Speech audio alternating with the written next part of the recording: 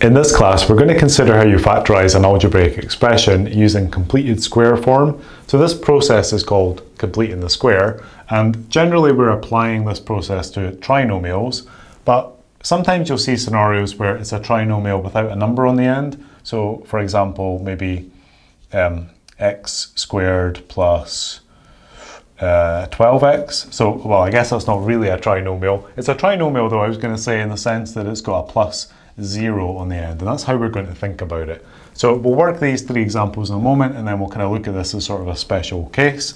But basically what we're doing here, we're taking a general quadratic expression, so ax squared plus bx plus c, and we want to rewrite it in this completed square format. So the completed square format is when you've got x plus or minus some value p in a bracket with a squared on the bracket, and then plus or minus some value q outside the bracket. So an example would be something like x minus 2 squared plus 7. That would be in completed square format.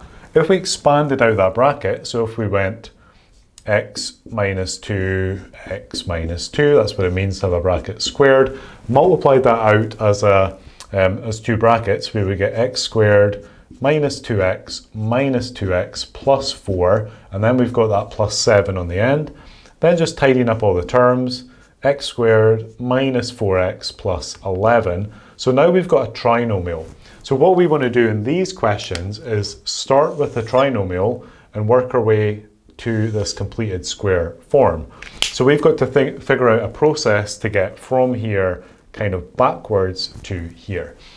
Turns out the process is not particularly difficult. It's just a technique, a set of procedures, I guess, that you've got to learn. And the way that we do it is to focus on the fact that when you've got a bracket squared, that means the bracket times itself. But if it's a bracket times itself, then the two brackets obviously are the same. That means that if you get, say, a minus 2x, you're going to get a minus 2x twice. If this was a plus 3, you would have a plus 3x, but you're going to get that twice. So that middle term here is the combination of these two terms which are the same.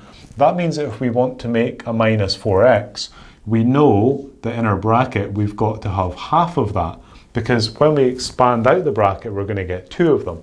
So that means that part of the process is always just to half that coefficient of the x. That coefficient just means the number in front of the x. So half the coefficient, keep the sign, so a minus 2 would stay as a minus 2, so you get x minus 2 squared.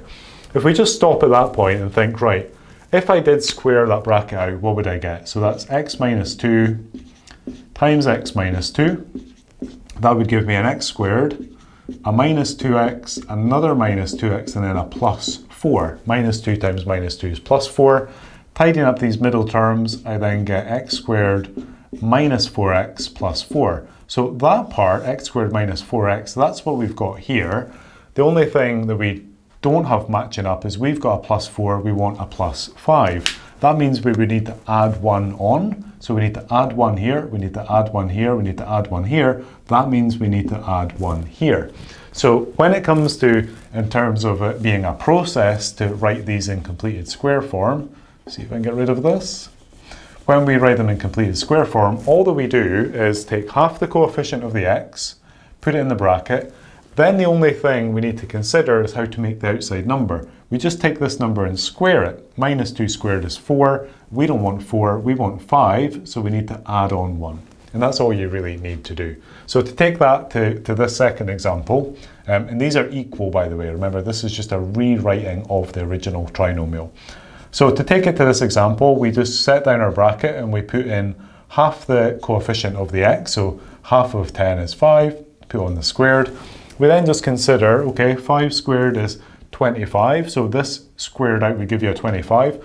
We don't want 25, we want minus 7. So to get from 25, positive 25 to minus 7, we would need to take away 32. So if you expanded that out, you would get a 25 minus 32, which gives you minus 7. So that's all you have to do. Pretty easy, right?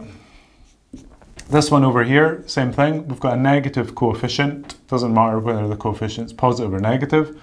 You just match it in the bracket. So x minus 3 all squared. Minus 3 squared is positive 9. We don't want positive 9, we want positive 2, so we would have to take away 7 to compensate for that positive 9.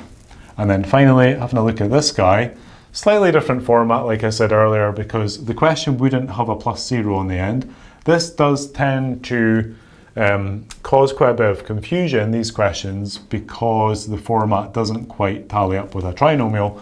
But if we think of it as being a plus 0 in the end, that can be kind of useful. So we're just going to start in the same way. The process is really identical. We just go x plus half the coefficient of the x term, which is 12, so x plus 6 all squared. We square that out to get a 36. We don't want a 36, we want a 0. So that means that we've got to take away 36. Just in the same way that here we would get a 9. We don't want a 9, we want a 2, so we take away 7. Here we don't want a we don't want a 4, we want a 5, so we've got to add on 1. Here we just want to get a 0, so we've got to subtract 36. So that would be this trinomial written in completed square form. There's a whole bunch of reasons why we want to write trinomials in completed square form. We're not going to talk about those in this class. They're basically applications of this form. You get certain information from this form that you don't get from this form. Initially though, you just want to learn this as an algebraic process. Further down the line, you'll then reuse that process to actually achieve some things.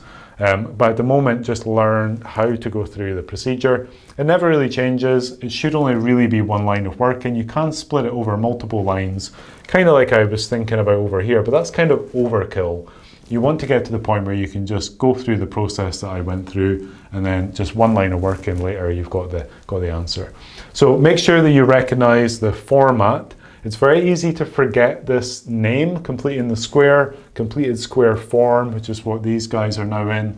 And it's just very easy to forget this technique. So practice enough of them so that it kind of goes into your brain. It's a kind of technique that's quite easily forgotten, but easily picked up again. So if you practice enough of them, even if you do forget it, you'll remember it again fairly quickly.